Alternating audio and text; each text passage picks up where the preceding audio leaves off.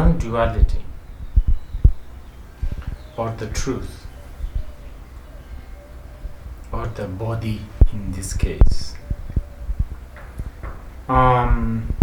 Something by actualizing you awake from this nightmare, this delusion, which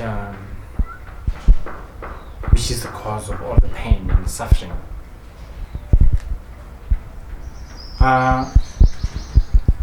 From how I read it, I read this sutra.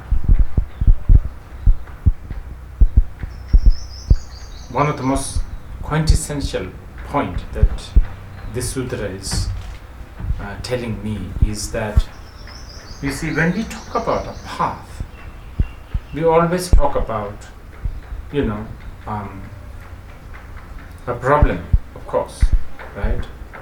And there's a problem, and then there's a somebody who goes through that problem, and of course there's a wish to get out of that problem, to sort this problem, sort out, and then there's an antidote or some sort of a remedy to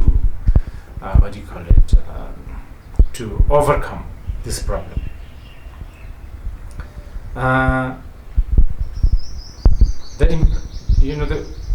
Really, I think something that we really need to make note of when we read this sutra is, when Manjuśrī said, "You are body." So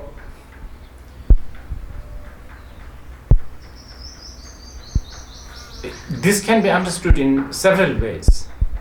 First of all, and especially for the modern people like us in this day and age,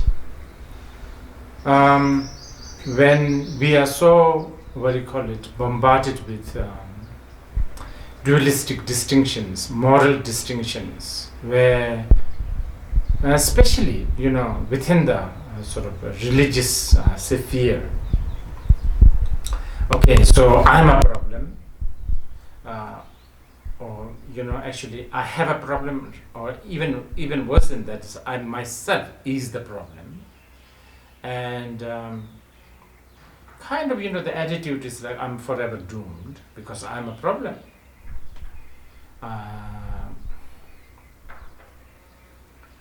But here, Manjuśrī is sort of, this is a special remark that you, the courtesan, that's just in a way it's a metaphor, isn't it? We are all body. So we are actually not a problem. We are actually the solution. If you need to talk in terms of problems and solution, we are the solution also.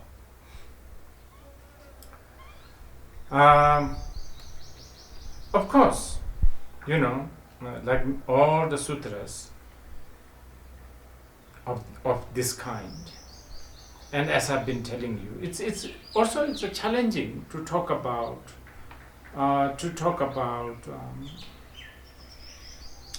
liberation from a kind of a non-existent suffering. I don't know how to put this properly, but when we talk about waking up from a nightmare, then the moment you talk about waking up from a nightmare, there's a danger of understanding and seeing as if whatever you are dreaming during the nightmare does exist. But that's not true. The nightmare, no matter how bad it is, fundamentally it's a dream.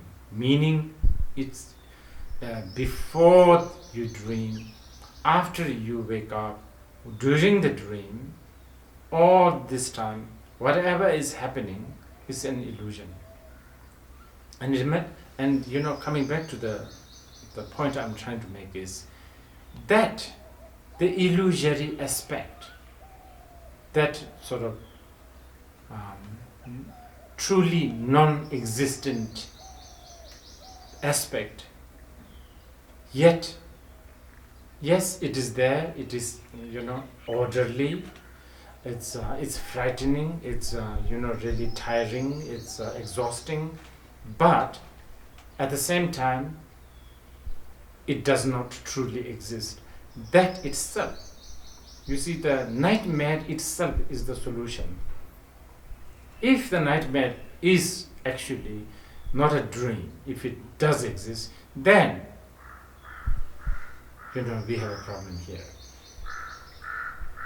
So this is how I am reading many of the dialogue here between the courtesan and the Manjuśrī. There's even a section where Manjuśrī, during their discussion, the girl, courtesan said,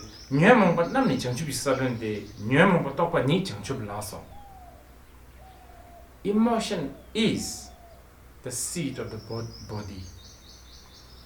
When you understand the emotions, when you understand the kleshas, when you understand the anger, when you understand the desire, that is what is labeled as body.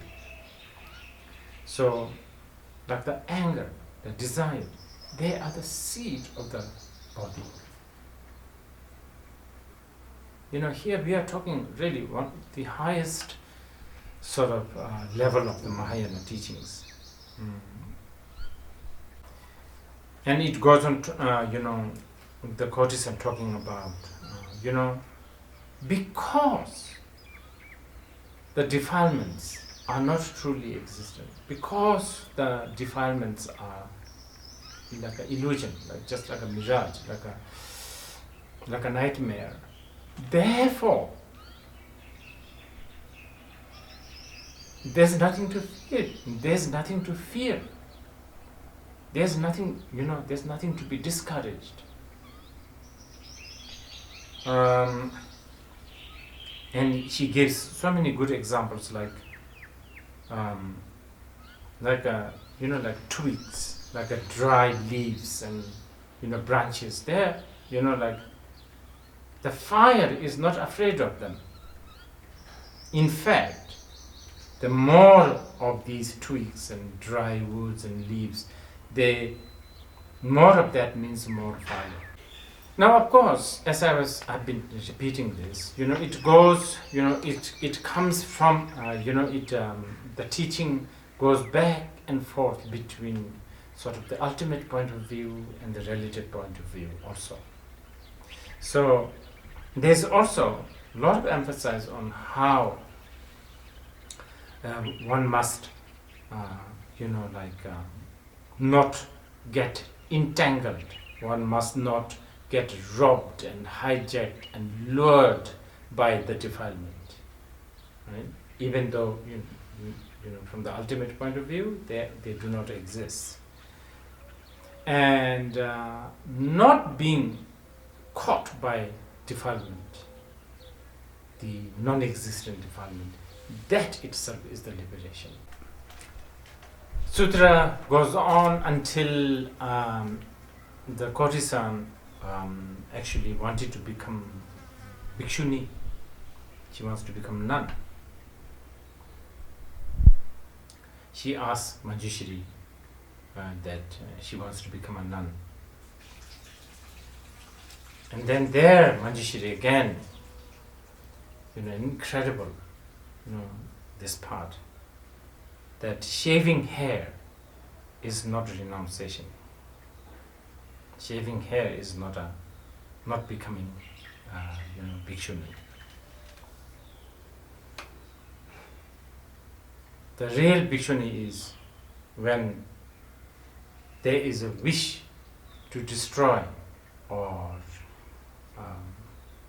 cut the thread of defilement that exists within the sentient beings. That is the bhikshuni. That is the real bhikshuni.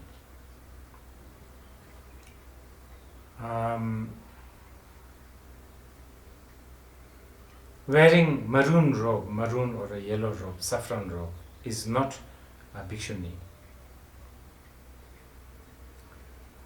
A bhikshuni is someone who would engage to the, not only the bhikshuni, engage and practice the bhikshuni discipline for myself, but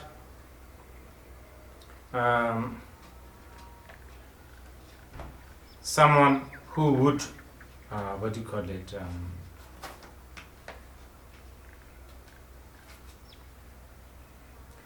who would liberate sentient beings through the skillful means of discipline, and not also forsake those who have breached the sort of the discipline and the vows. And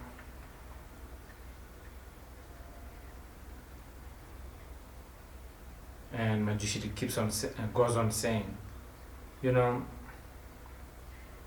going to retreating yourself to an isolated place like a mountain or a forest, that's not being bhikshuni.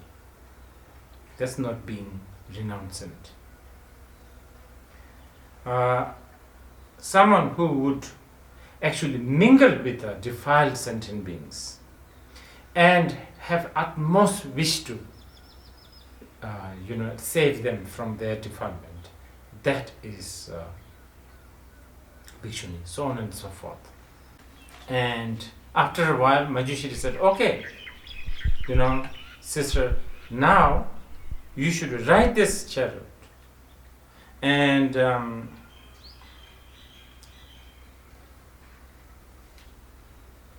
go to Bodhadatta, the banker's son. So Manjuśrī actually sends the courtesan to the boy who hired her, and many people were surprised. How can now a renouncant, the courtesan, and the men can be together? So after that, there's a more,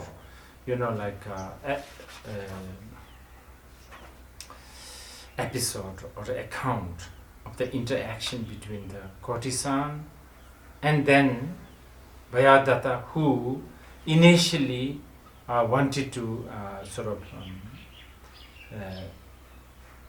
enjoy with her, and there's a beautiful account of how when he was trying to sleep on her lap, suddenly he smelled all this rotten flesh, pus, blood smell, which then triggered him to see the truth of the decay, the impermanence, and non-substantially existing nature. And just to wrap it up, because it's really difficult to cover the whole sutra within a short time.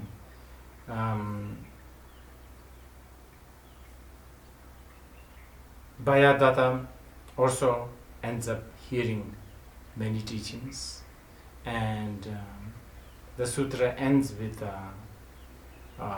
Shakyamuni Buddha's recollection of the previous lives of all the bodhisattvas and some of the disciples there.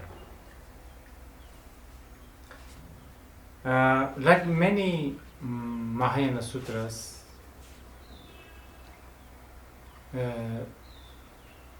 this is again one of the sutra that is quoted by many